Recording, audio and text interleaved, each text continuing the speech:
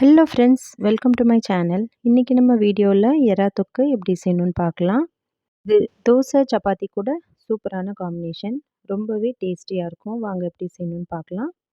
ஒரு கடாய் எடுத்துக்கோங்க, அதில் ஒரு 6 டேபிள் ஸ்பூன் அளவுக்கு எண்ணெய் ஆட் பண்ணிக்கோங்க. நல்லா பொடி பொடியாக சாப் பண்ண வெங்காயம் இதில் ஆட் பண்ணிக்கோங்க. ஒரு 4 பெரிய சைஸ் வெங்காயம் ஆட் பண்ணிக்கோங்க. நல்லா கோல்டன் ப்ரௌன் ஆகிற வரைக்கும் வதக்கி விட்டுக்கோங்க. இப்போ நல்லா கோல்டன் ப்ரௌன் ஆயிடுச்சு. இது கூடவே ஒரு டேபிள் ஸ்பூன் அளவுக்கு இஞ்சி பூண்டு பேஸ்ட் ஆட் பண்ணிவிட்டு அதையும் நல்லா வதக்கி விட்டுக்கோங்க. இப்போது பொடி பொடியாக நறுக்கி வச்ச தக்காளி இதில் ஆட் பண்ணிக்கலாம். ஒரு 3 பெரிய சைஸ் தக்காளி நான் ஆட் பண்ணியிருக்கேன். நல்லா பழுத்த தக்காளி இதில் ஆட் பண்ணிக்கோங்க. நல்லா டேஸ்டியாக இருக்கும். தக்காளியோட புளிப்பு டேஸ்ட்டோடு நல்லாயிருக்கும். இதையும் நல்லா வதக்கி விட்டுக்கோங்க. மீடியம் ஃப்ளேம்லேயே வச்சுட்டு நல்லா குக் பண்ணி விட்டுக்கோங்க. இப்போ நம்ம மசாலாலாம் ஆட் பண்ணிடலாம். 1/2 டீஸ்பூன் அளவுக்கு மஞ்சள் தூள், 1 டீஸ்பூன் அளவுக்கு காஷ்மீரி ரெட் சில்லி ஆட் பண்ணியிருக்கேன்.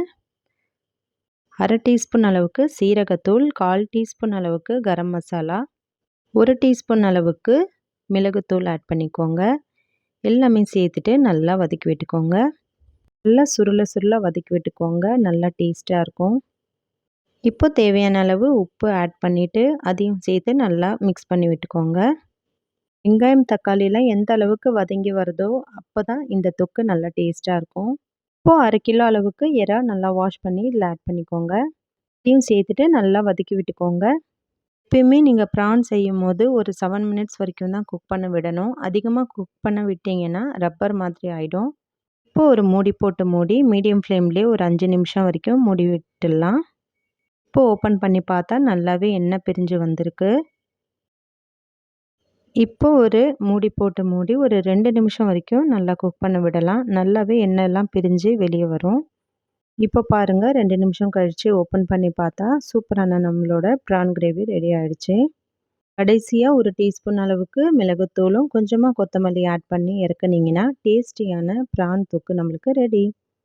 இதே மெத்தடில் நீங்களும் ட்ரை பண்ணி பார்த்துட்டு உங்களோட கமெண்ட்ஸ் என் கூட ஷேர் பண்ணிக்கோங்க. நீங்கள் நம்மளோட சேனலை இப்போ தான் ஃபஸ்ட் டைம் பார்க்குறீங்கன்னா மறக்காமல் சப்ஸ்கிரைப் பண்ணிக்கோங்க. பக்கத்தில் இருக்கிற பெல் ஐக்கானும் ப்ரெஸ் பண்ணிக்கோங்க. இந்த வீடியோ உங்களுக்கு பிடிச்சிருந்தா மறக்காமல் ஒரு லைக் பண்ணிவிடுங்க. தேங்க்யூ.